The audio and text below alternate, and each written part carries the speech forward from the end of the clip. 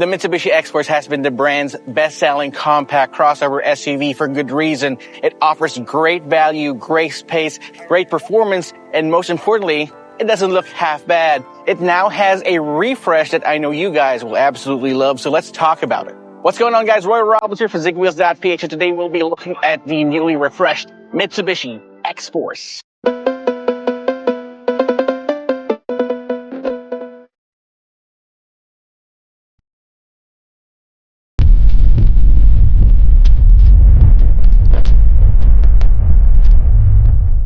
Talking about the outside, nothing much has really changed except for there's a new variant out there. So apart from the Mitsubishi XForce GT and GLS, there's now the GLX variant, which is a much cheaper variant or model of the XForce. It also has smaller 17-inch alloy wheels instead of these two-tone 18-inchers, and I think it looks really great, but they're pretty small, but again, it decries its budget nature. Now right here in the front, again, not much has changed. You still have this interesting looking grille up front, the small pods on each side, and a new color scheme for the GLS. This black mica colorway really screams Mitsubishi XForce and looks like a grand old SUV from the Tree Diamond brand. Also a new color scheme for the GLX variants, also available with that red mica color scheme. I mean, it is absolutely gorgeous, so you have to see it here on the side. For the new model, still have those 18-inch alloy wheels, still have the same 194 millimeters of ground clearance, which is very healthy, especially for a compact crossover SUV. Now, this is a GLS variant, so it does not have the sunroof on top, nor does it have any of the fancy two-tone color schemes. That can be found on the top-of-the-line GT variant, but I've always contended that the Mitsubishi XForce has one of the most handsome character lines moving across it.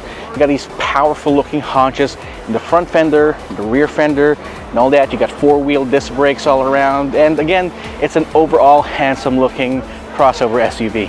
I've always loved how the rear end of the Mitsubishi XForce mimics and not mirrors the front end. You still have the same T-shaped headlamps and tail lamps right here in the back.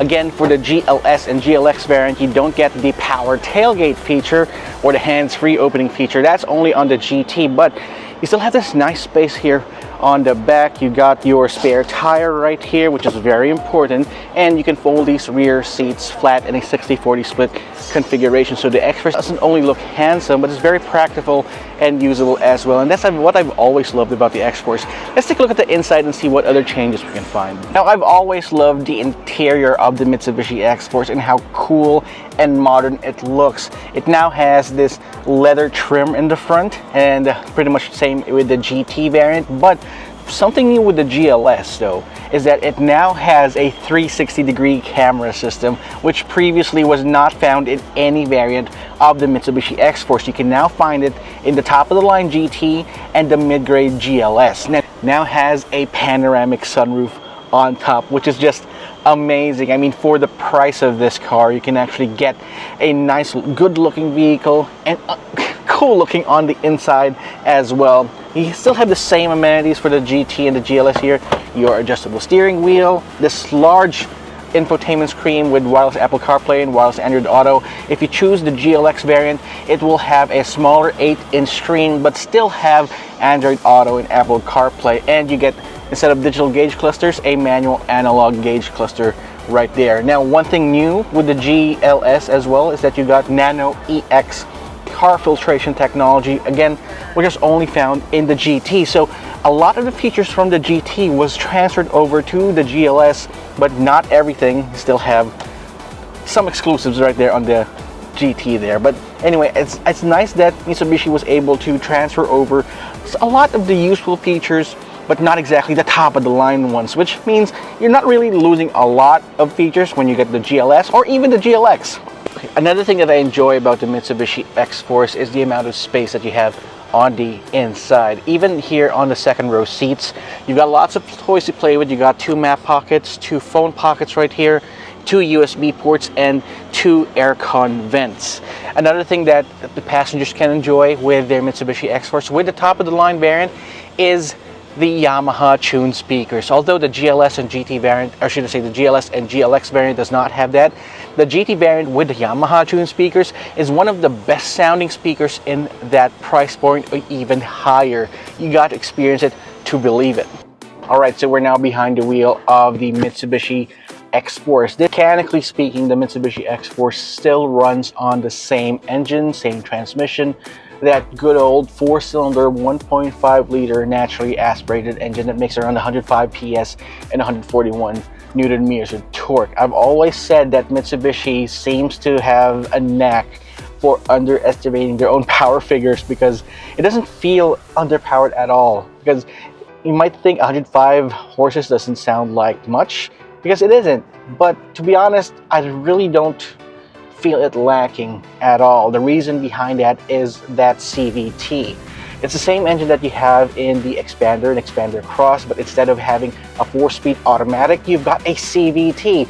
Usually people would think that CVT is a bad thing, especially for cars, but for cars like the XForce, like entry-level budget crossover SUVs, it's a godsend. I mean, it definitely unlocks the vehicle's capabilities, its fuel economy, and its smoothness. It's certainly much smoother and much better riding than having a straight out 4-speed automatic, and I like it.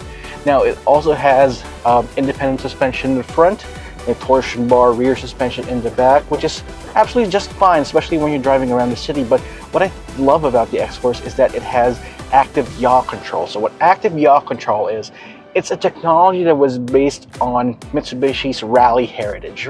Think Mitsubishi Pajero evolution, think Lancer evolution in its own classes. I mean, going through the World Rally stages, the Mitsubishi engineers do their best to make sure that the car stays as planted as possible to the ground, even though you're doing hard maneuvers. Now, it doesn't have to go through off-roading and all that if you want to experience it. So experiencing in real world situations like driving in traffic. So we're going to go around this bend real sharp here. Doesn't even feel that much, although Ian, the camera guy, was surprised. But it doesn't feel too rattly at all on the inside. It doesn't feel like your soul's going to leave your body just because you took a sharp turn. One thing that I love about the XForce here, the changes that they included, is the 360-degree camera. Finally, as a 360-degree camera system to work with its active or adaptive, should I say active safety system. It now has ADAS, it has active cruise control, you got 360-degree camera system, lane keep assist, lane departure warning, rear cross traffic alert, blind spot monitoring system. It's now a complete car. I used to think that the XForce is a tweener SUV. It's as if Mitsubishi Philippines didn't know what it wanted it to be, but now we have the options. If you want to get the full fat version, go ahead and get the Mitsubishi XForce GT. If you want to save a little money, if you really don't need the panoramic sunroof or you don't need adaptive cruise control, you can go get the GLS variant. Now, GLX variant also affords people who just wants the XForce look, wants the XForce usability without the bells and whistles. And that's why I think it's a stroke of genius for Mitsubishi to introduce the GLX variant right here, and for a good price as well. We're going to talk about the price later on. Right. Now, one thing about having the CVT here, it might not be the most powerful, but it's darn smooth and darn quiet on the inside as well. So I really appreciate the Mitsubishi XForce for what it is here. A city SUV, a crossover SUV, but in case you go through some unfavorable road conditions, it has some additional drive modes.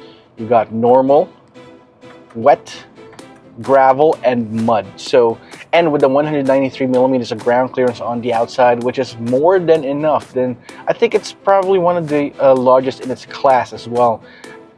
Short of being called a mid-sized SUV with 200 and 225, the 193 millimeters of ground clearance will allow you to bring your XForce off the beaten path every now and then, or if you want to take this out for an adventure, you can go ahead and do so too. And then we're now going through another U-turn here.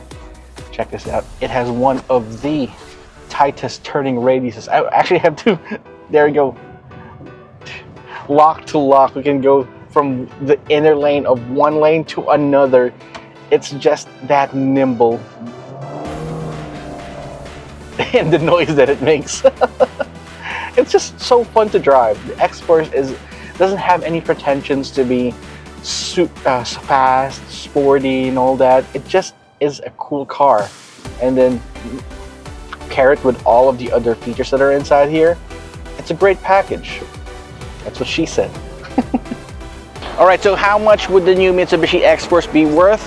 Guess what? The Mitsubishi X-Force GT, the top of the line variant, can be had for just 1,661,000 pesos. If you choose for the GLS variant, the mid-grade variant, that can be had for just 1,299,000 pesos.